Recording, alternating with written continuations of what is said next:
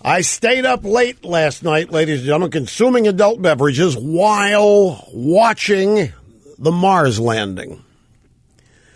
This was a technological feat that is difficult to describe. You actually need a video, an animation video that was produced to see this, or a series of slides to show how they got this rover on the surface.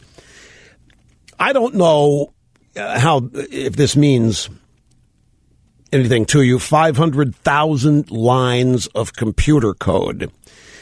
It was a computer program that was written to take this thing from re-entry to the Martian atmosphere down to the surface. 500,000 lines of code is, I can't tell you how many technological executions. If just one of them had failed, this thing would be history. Just one of them. Just one small item in the 500,000 lines of code. I remember when I worked in Kansas City, radio stations, KUDL, Cuddle, went through a bunch of format changes. It was oldies and then hard rock, and then there became an automated format, and all the DJs got fired. I was spared as assistant program director, and you know what that meant? Programming the automation machine. Now, back then, and I'd say this, I'll never forget this. You programmed every day for the next 12 hours and then hoped you didn't get sick, car didn't break down, sleep later. But on Friday, when you have to program for the whole weekend, it took an hour, and this was key punch. It was punching holes in tape. And you had to do this for, 72 hours. Every song that was going, every commercial in the right order. And if there was one, let's say you'd done 71 hours, you're starting the 72nd hour. You make a mistake, you have to start all over.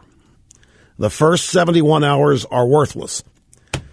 You couldn't edit it. It was, it made me think of this last night when I'm watching what happened. But it is stunning what we pulled off here by an agency that Obama has shut down, essentially.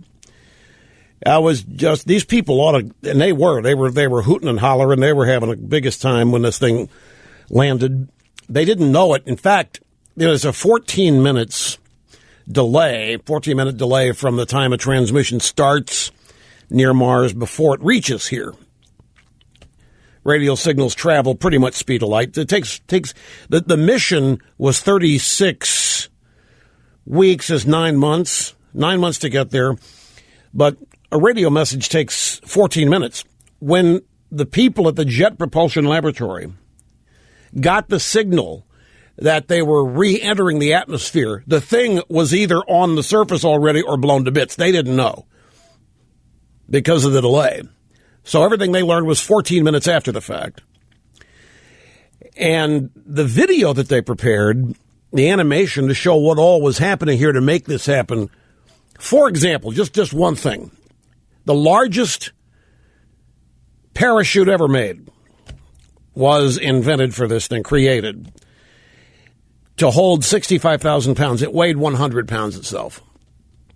But it only would slow the thing down to 100 miles an hour. You can't land at 100 miles an hour. It got to a certain altitude, and then rockets fired to soften the landing. However, the rockets firing, they thought they knew, would create a massive dust storm that would bury the rover unless they somehow moved it laterally after starting all this, so the dust was going to end up elsewhere. This is a minute example of what had to happen. The heat shield had to come off at the right time. There was a chain, also because of the rockets and the dust. They had to. I'm not even going to try to explain this without pictures. But the rover itself descended on an 18 or 20 foot chain link. I don't know what the material was, a chain link from the so-called mothership. And then the mothership has, when the rockets on the rover fire to take it down to the surface, this thing at the top of the chain has to be shot off way far in the distance so it doesn't land on top of the rover. And there were countless thousands of things like the exact point of entry in the Martian atmosphere to find this landing spot. And they can't fly it. They're not in real time. You know, it does become an aircraft once it enters the Martian atmosphere, but they can't fly it. They don't have real-time data. Everything was in this computer program. 500,000 lines of code. This was American ingenuity. This was American excellence. This was a most amazing thing. And in the pictures were almost, within 10 minutes of this thing hitting the ground, they got the first pictures back, showing it on the ground, showing one of the wheels. What was the question, HR?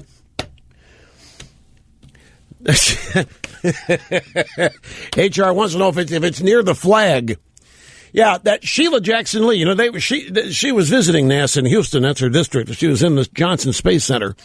And a previous Mars rover mission and little rover, this thing is huge, but this rover is huge. This rover, larger than a Volkswagen, it looks like. It's huge for what it is. These other rovers were Tinker Toys. And one of those missions, they brought Sheila Jackson Lee, a member of Congress, show the money being well spent. And as it's shown moving around the Martian surface, she said, well, is it going to go to where the astronauts planted the flag? Of course, the staff of the Johnson Space said, okay, we got a woman here who doesn't have the slightest idea that we're talking about Mars, not the moon. How do we, not laugh, and then how do we answer her question without embarrassing her, because there's a lot of other people here?